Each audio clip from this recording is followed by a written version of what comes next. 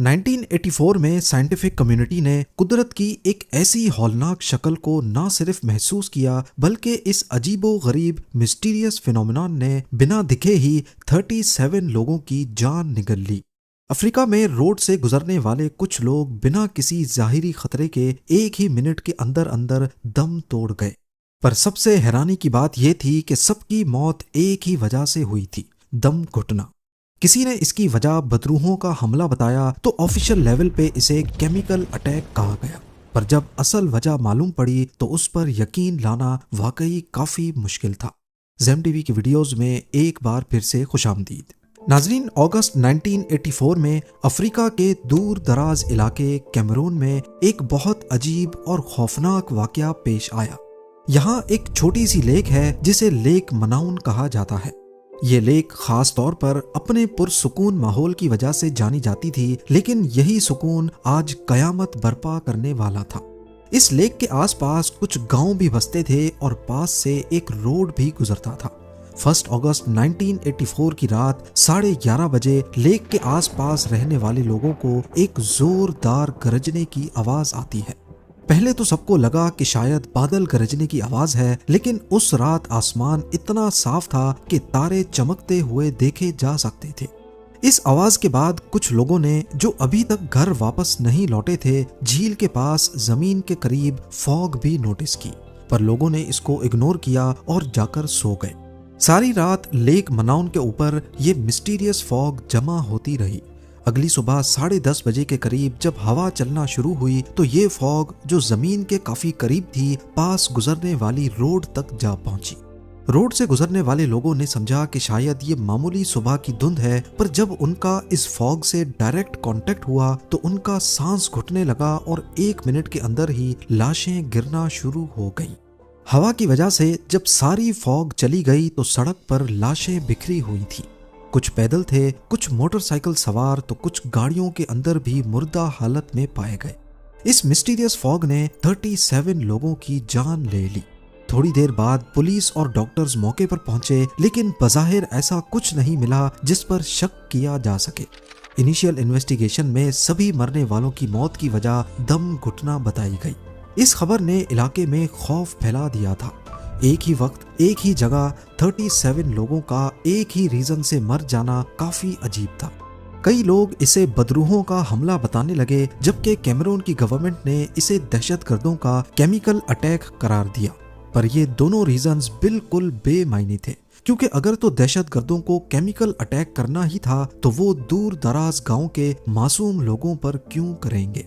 जल्द ही इस वाक़े की वजह तलाश करने का रुख कुदरत की तरफ मुड़ गया और इस बार एक्सपर्ट्स का शक कैमरून लाइन पर गया। ये 1600 किलोमीटर लंबी अंडरग्राउंड वोल्केनोज की चेन गल्फ ऑफ गिनी से शुरू होकर अफ्रीका के मेन लैंड के ठीक उस पॉइंट के नीचे से गुजरती है जहां लेक मनाउन मौजूद है। इस पूरी लाइन को कैमरून लाइन कहा जाता है। कैमरून में मौजूद यूएस एम्बेसी की मदद से इस मामले को इन्वेस्टिगेट करने के लिए हैरोल्डर सिगर्टसन नामी साइंटिस्ट को बुलवाया गया। सिगर्टसन ने लेक मनाउन की अच्छी तरह जांच की, लेकिन उन्हें लेक या लेक के बॉटम पर किसी वॉल्केनिक एक्टिविटी के कोई निशानात नहीं मिले। ना ही लेक बेड पर किसी हलचल के निशानात थे, ना ही पानी में सल्फर पार्टिकल्स मौजूद थे, जो अमूमन वॉल्केनिक एक्टिविटी के दौरान निकलते हैं। पर जैसे ही सिगर्टसन ने लेक के बॉटम से पानी की बोतल निकाली तो उसमें से गैस और झाग निकल रही थी, ठीक उसी तरह जैसे कोक की बोतल का ढक्कन खोलते ही झाग बाहर आती है। ये इशारा सिगर्टसन के लिए काफी था। वो फौरन समझ गए कि लेक के बॉटम पर कार्बन डाइऑक्साइड गैस पानी में डिसॉल्व हो चुकी है। मरने वाले लोगों के पोस्टमार्टम में भी ये सामने आया कि इनका दम कार्बन डाइऑक्साइड गैस की वजह से घुटा था। पर यहाँ पर सवाल ये है कि लेक मनाउन के बॉटम पे डिसॉल्व होने वाली कार्बन डाइऑक्साइड का लिंक मरने वालों के साथ कैसे था। आपको यहाँ बताते चलें कि कार्बन डाइऑक्साइड गैस नॉर्मल हवा से भारी होती है और अगर उसे किसी कमरे में रिलीज किया जाए तो वो कमरे के निचले हिस्से में जमा हो जाएगी। और लेक मनाउन पर भी जो बादल या फॉग काफी नीचे देखे गए थे, उसमें कार्बन डाइऑक्साइड गैस ही मौजूद थी। पर आखिर ये गैस लेक मनाउन से निकली ही क्यों? पूरी इन्वेस्टिगेशन के बाद सिगर्टसन ने थ्योरी पेश की कि लेक मनाउन के नीचे मौजूद वोल्केनिक गैसेस आहिस्ता आहिस्ता जगह बनाकर लेक बेड पर जमा होती जा रही थी। लेक बेड पर मौजूद गहरा पानी इस गैस को अपने अंदर डिसॉल्व करता जा रहा था। क्योंकि ये लेक इक्वेटर के पास मौजूद है, यानी जहां पर सारा साल कड़ी धूप और सख्त गर्मी होती है। इसी वजह से लेक की अपर लेयर हमेशा गर्म होती थी, जबकि निचला हिस्सा जिसमें कार्बन डाइऑक्साइड गैस मिक्स थी वो धूप ना पड़ने की वजह से ठंडा ही रहता।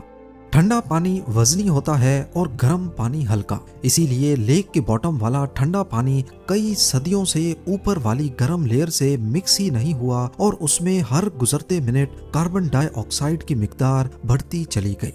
नॉर्मली अगर ये लेक मनाउन किसी और जगह होती जहां मुख्तलिफ मौसम होते हैं तो सर्दियों में ऊपर वाली लेयर ठंडी हो जाती और पानी नीचे की तरफ मूव करता और यूं साल में 2 मरतबा पूरी लेक का पानी रोटेट हो जाता। पर इक्वेटर में होने की वजह से यहाँ ऐसा नहीं हो सका। लेक मनाउन की लोअर लेयर पे कार्बन डाइऑक्साइड का प्रेशर बढ़ता जा रहा था और अपर लेयर का वजन किसी कोक के ढक्कन की तरह काम करने लगा। अब लोअर लेयर में थोड़ी सी भी मूवमेंट अचानक से कार्बन डाइऑक्साइड को बाहर निकाल सकती थी, या फिर अगर नीचे प्रेशर इतना ज्यादा बढ़ जाए कि ऊपर वाली लेयर उसे रोकने से कासिर हो, तब भी कार्बन डाइऑक्साइड गैस आसानी से ऊपर आ सकती थी।